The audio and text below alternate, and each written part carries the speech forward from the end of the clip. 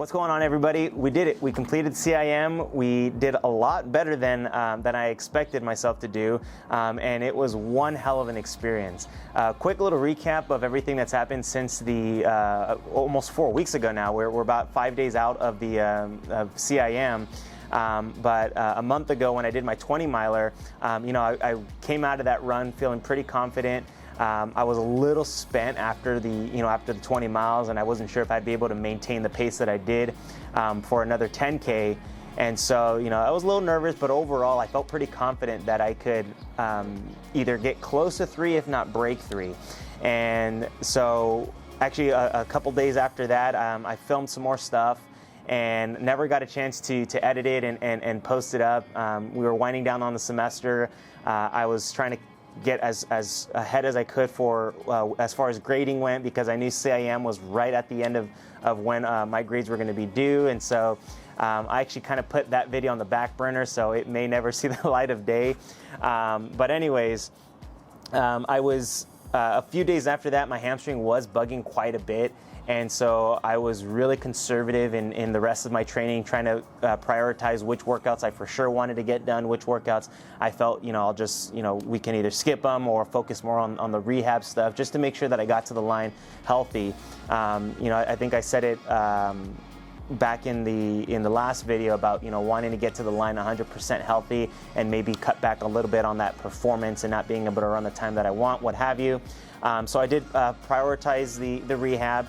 And it was going really well. I started kind of building that confidence back up again, that I can still get to the line healthy. I can still get to the line performing the way I wanted to perform, which is as close to 3 hours, if not break 3 hours.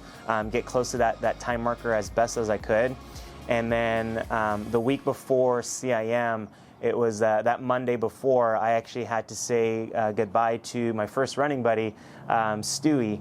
He was on a pretty steep decline, the weeks prior, and we were holding on, but we ultimately had to say goodbye. And so that whole week, that was a bad week, mentally, physically, emotionally. I think I ran like maybe 2 or 3 times during that week, and one of the last workouts that I did was a 1,000 meter repeat. And I think it was that Wednesday or that Thursday after we said goodbye, and it was just it was a good workout, but it was just like that last workout that I had that I felt like, okay, at this point I want to cross the finish line with my head held up high, and just kind of go for it, and so I actually reached out to quite a few people and asked for their help. I decided to run with my phone at CIM so that I can use Garmin's Live Track and Spectator messaging, because I knew that I needed all the support I could get when I was out there, because I just was not in the best headspace. I lost all confidence. I didn't think I was going to run at all well, and I just thought it was going to be a battle, an uphill battle the entire way through the marathon. And so, I reached out to people, and they said, they were all on board for it. I'm not the one, the type to ask for assistance, and so that was kind of a big step for me to do that. But it was honestly one of the best decisions I ever made for that marathon, because I ran almost a full 5 minutes under 3 hours. I ran 2:55:12, which is the unofficial time. They still have yet to publish the official results, which I think they said they're going to do in early January. But I BQ'd, which was an amazing experience. I did not think at all I was going to run as fast as I did, and without a doubt, it was all attributed to everyone who was either messaging me throughout the race, or messaged me the days before saying good luck. My parents, my sister, my fiance, my nephew, they were all out on the course cheering me on. I asked them if they can be there at mile 10 and mile 20, and they were there like miles 8, miles 10, miles 14, miles, they were there a lot more than than I thought they were going to be. And whoo, okay, sorry, did not expect that.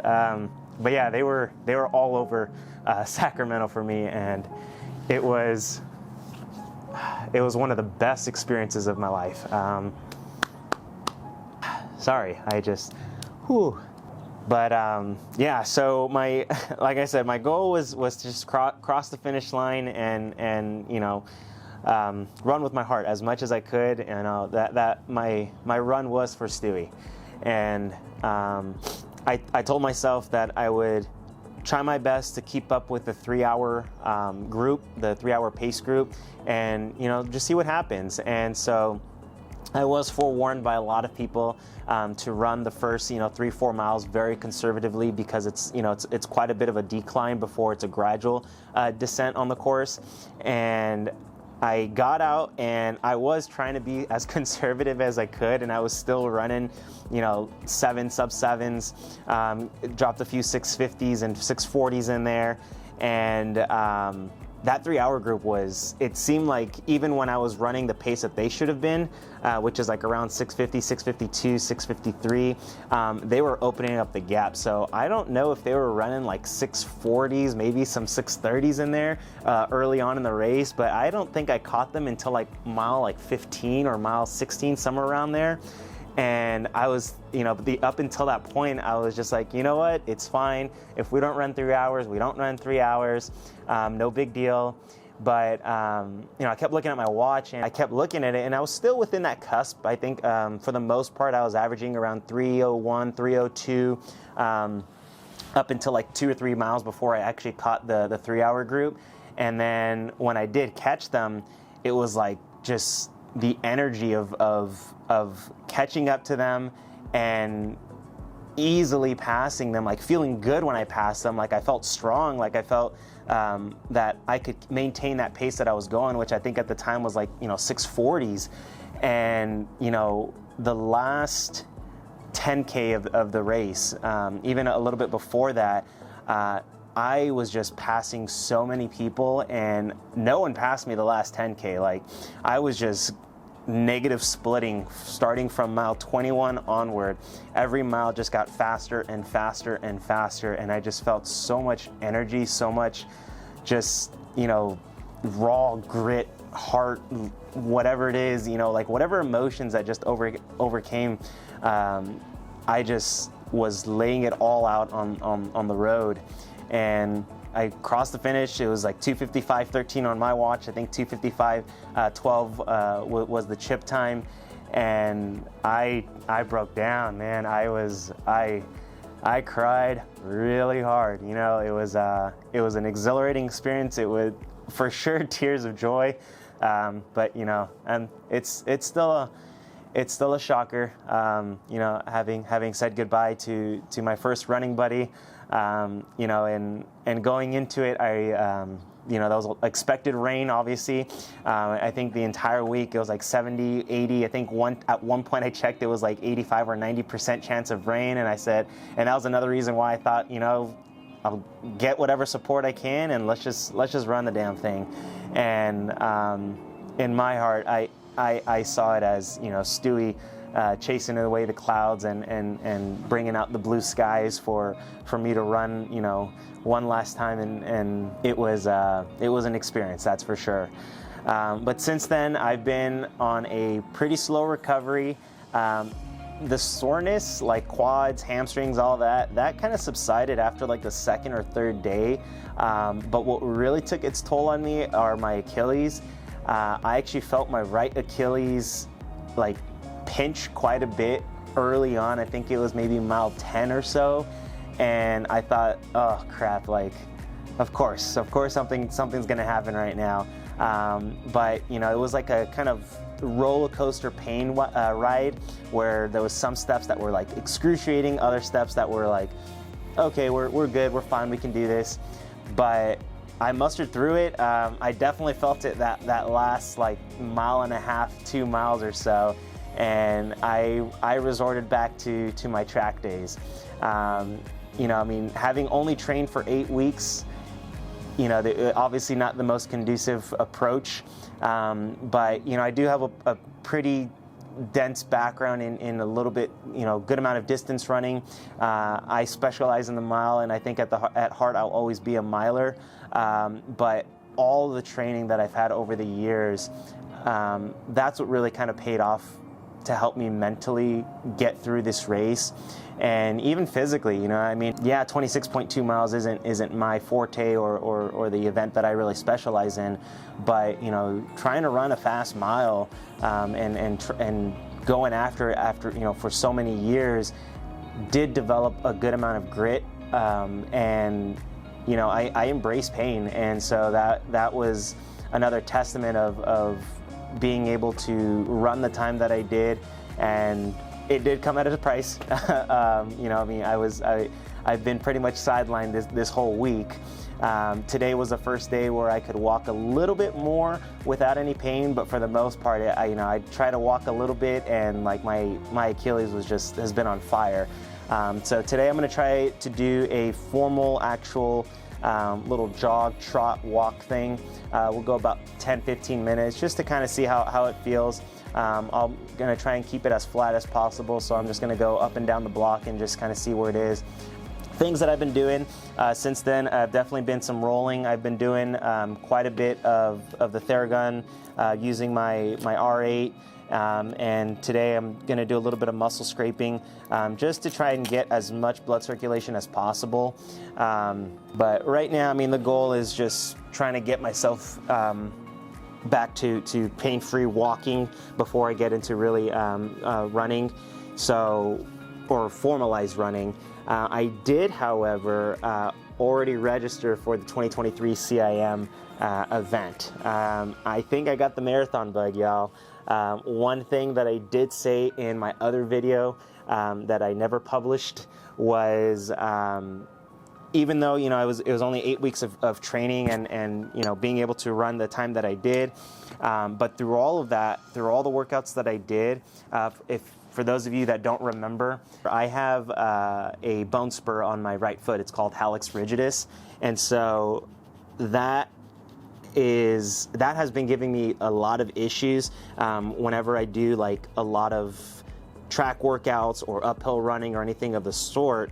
And the last bad flare up, I was out for almost an entire month of just trying to baby the crap out of it and make sure that I wouldn't need surgery.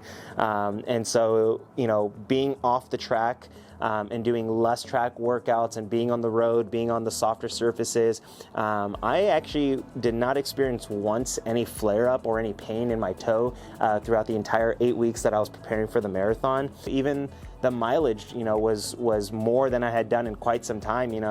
I capped out like around 42, 43 miles for the marathon, and I felt really good. My toe wasn't bugging. For the most part, I was injury-free minus that mile that I did, which was a lot of fun. But, the marathon, like I said, I am a miler at heart, and I think I'll always have that, and I would still love to run a fast mile. But I think the marathon might be my future. It's just, I want to run as long as I can without any pain in my foot, without having to consider surgery for my foot. I really hate surgeries, and so if I can go down this route and still run and be competitive, then I say sign me up, which I did for 2023. I think I will probably look into going to Boston if I hit the qualifying standard.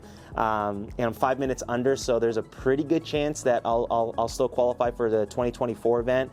But I do have intent to race at Boston in 2024.